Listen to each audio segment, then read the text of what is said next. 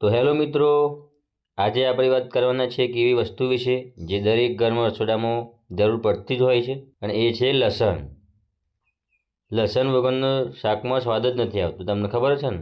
પણ તમારે ખબર છે કે લસણ માત્ર સ્વાદ જ નથી આપતું, પણ આપણા આરોગ્ય માટે પણ ખજાનો છે. પછી આમાં આપણે જોઈ લઈએ કે લસણ ખાવાથી કયા કયા ફાયદા થતા હોય. યોગ્ય માત્રામાં ખાવાથી દરેક વસ્તુની લિમિટ હોય, દરેક વસ્તુની લિમિટ ઉપર જઈએ એટલે એનો સાઈડ ઇફેક્ટ થાય. તો આપણે જાણી લઈએ કે લસણ ખાવાથી કયા કયા ફાયદા થાય. તો લસણ હૃદય માટે ફાયદાકારક છે બહુ જ. બ્લડ પ્રેશર અને કોલેસ્ટ્રોલમાં કાબુ રાખે એટલે હૃદય માટે સારું, બરાબર. બીજી એક વસ્તુ છે કે શરીરની રોગ પ્રતિકારક શક્તિ વધારે, ઇમ્યુનિટી સિસ્ટમ, બરાબર. અને લસણ એન્ટીબાયોટિક જેવું કામ કરે, ઇન્ફેક્શન સામે રક્ષણ કરે, તમને ખબર ના હોય તો. અને પાચન શક્તિ સુધારે, ગેસ ન પચવો હોય એ દૂર કરે, બરાબર. પછી ઠંડી ખાંસી લસણ ખાવાથી ખૂબ જ રાહત મળે, બરાબર છે. પણ વધારે ખાવાથી શું થાય અને કોને સાવચેતી રાખવાની જરૂર છે એ આપણે જોઈ લઈએ, બરાબર છે.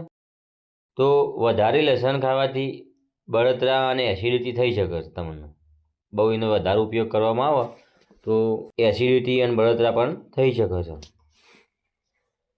પછી વધારે લસણ ખાવાથી મોઢામાં દુર્ગંધ આવે, કારણ કે તમે એ લસણને તમે ફોલતા હો એટલે તમે જોતા હો કે એનામાંની કેટલી સ્મેલ આવે છે.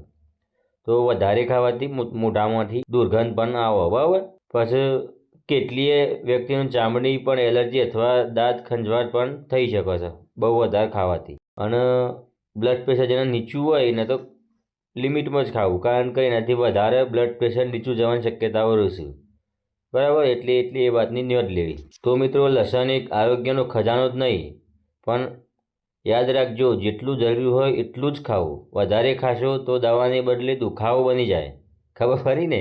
એટલે દરેક વસ્તુમાં ધ્યાનથી એનો ઉપયોગ કરવો. દરેક વસ્તુ આપણા માટે કુદરતને આપણને આપી જ છે, અને એને સાદો ઉપયોગ કરવામાં આવો મર્યાદિત રીતમાં તો એ આપણને ઉપયોગી થાય. તો તમને આ વિડીયો ઉપયોગી લાગ્યો હોય તો લાઈક, સબસ્ક્રાઈબ અને તમારા મિત્રોને શેર કરવાનું ભૂલશો નહીં. ફરી મળીએ નવી રસપ્રદ માહિતી સાથે. ત્યાં સુધી સ્વસ્થ રહો, મસ્ત રહો. ધન્યવાદ.